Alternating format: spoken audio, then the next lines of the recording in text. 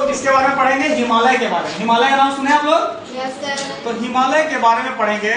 हिमालय का नाम सुने हो, लेकिन कभी सोचे हो कि हिमालय की उत्पत्ति कैसे हुई? नहीं। तो आज हम बताएंगे हिमालय की उत्पत्ति कैसे हुई, ठीक है ना। हिमालय का विस्तार कितना है, हिमालय में मुख्य कौन कौन सी चोटियां हैं, हिमालय पर्वत श्रेणी के मुख्य भाग कौन से हैं, पश्चिम से पूर्व की ओर कौन कौन से मुख्य चोटी हैं, पूर्व से पश्चिम की ओर कौन कौन से मुख्य चोटी हैं, हिमालय रेंज में कितने देश आते हैं, भारत के कितने राज्य हिमालय से लगे हुए हैं, इन सभी चीजों की जानकारी आज हम लोग लेंगे।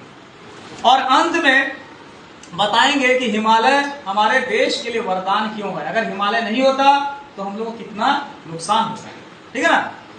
तो सबसे पहले आज मैं आप लोगों को बताना चाहूंगा कि हिमालय की उत्पत्ति कैसे हुई, ठीक है। तो हिमालय की उत्पत्ति आज से लगभग 5 करोड़ वर्ष पहले हुआ। कितना वर्ष पहले? 5 करोड़ वर्ष। तो हिमालय की उत्पत्ति को जानने से पहले हम लोगों को एक बहुत ही इंपॉर्टेंट चीज जानना होगा, जिसको कहते हैं हम पैंजिया और पैंथालासा।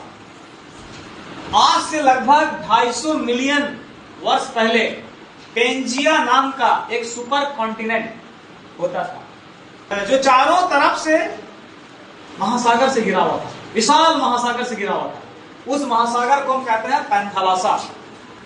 धीरे धीरे क्या हुआ, पैंजिया जो हमारा पृथ्वी है, पृथ्वी में सबसे ऊपर क्रस्ट है, उसके नीचे मेंटल है।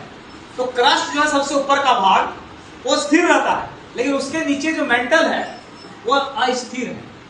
वो लगभग 2900 किलोमीटर उसकी मोटाई है। तो उसमें क्या होता है, मेंटल में संवहनीय धारा के कारण ये जो पैंजिया है ये 2 टुकड़ा में बट गया। कितना टुकड़ा में बट गया? 2 टुकड़ा में बट गया। यानी मेंटल के संवहनीय धारा के कारण पैंजिया जो है 2 भाग में बट गया। एक ऊपर की ओर जाने लगा, एक नीचे की ओर आने लगा। तो जो ऊपर की ओर जाने लगा उसको कहते हैं अंगारा लैंड। क्या कहता है? अंगारा लैंड। और जो नीचे की ओर आने लगा उसको कहते हैं गोंडवाना लैंड, ठीक है ना। अंगारा लैंड ऊपर की ओर जाने लगा और गोंडवाना लैंड नीचे की ओर आने लगा, और बीच में जो भाग खाली हो गया उसको कहते हैं तेथिस सागर, जो कि जल से घिरा हुआ था। अंगारा लैंड ऊपर की ओर जाने के बाद एक तय जगह पर स्थिर हो गया, और गोंडवाना लैंड का एक टुकड़ा, गोंडवाना लैंड नीचे की ओर आ रहा है तो उसका एक टुकड़ा फिर अलग हो जाता है, और वो नीचे नहीं बल्कि ऊपर की ओर जाने लगता है।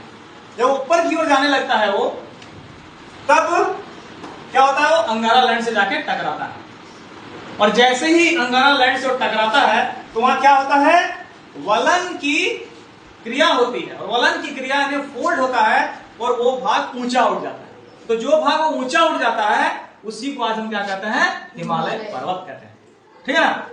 फिर से मैं बता दूं कि हिमालय की उत्पत्ति आज से लगभग 5 करोड़ वर्ष पहले हुआ है। तो आज से लगभग 250 मिलियन वर्ष पहले पैंजिया नाम का एक सुपर कॉन्टिनेंट अस्तित्व में था। वो पैंजिया जो अस्तित्व में था, सुपर कॉन्टिनेंट, चारों तरफ से वो जल से, विशाल महासागर से घिरा हुआ था। उसको कहते हैं पैंथालासा।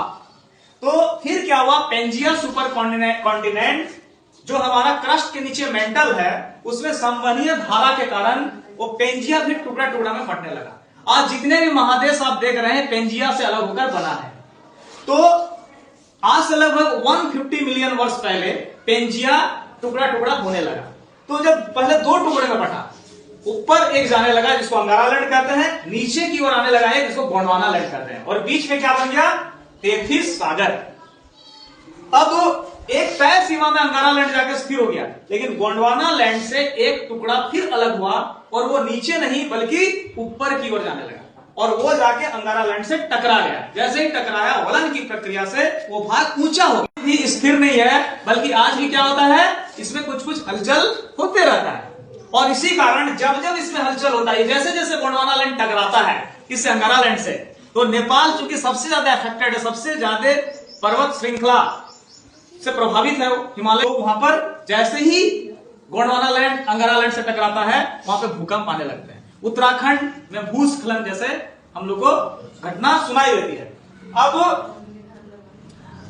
जब ये गोंडवाना लैंड ऊपर की ओर जाने लगा तो थेसिस सागर को पूरा खत्म कर दिया, और उसके नीचे जितने भी मिट्टी थे, पत्थर थे, सब हिमालय के ऊपर चले गए। यहां तक कि जो जलीय जीव थे, मगरमच्छ, मछली के कंकाल भी हिमालय के ऊपर मिलते हैं। थेसिस सागर के जो थे उसी को खत्म कर दिया और उसी का सारा तलहटी को ऊपर में उठा दिया। समझ में आया ना?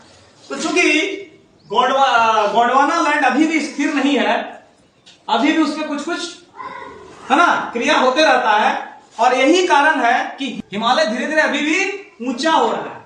यानी हर वर्ष हिमालय में 5 सेंटीमीटर की ऊंचाई में वृद्धि होती है।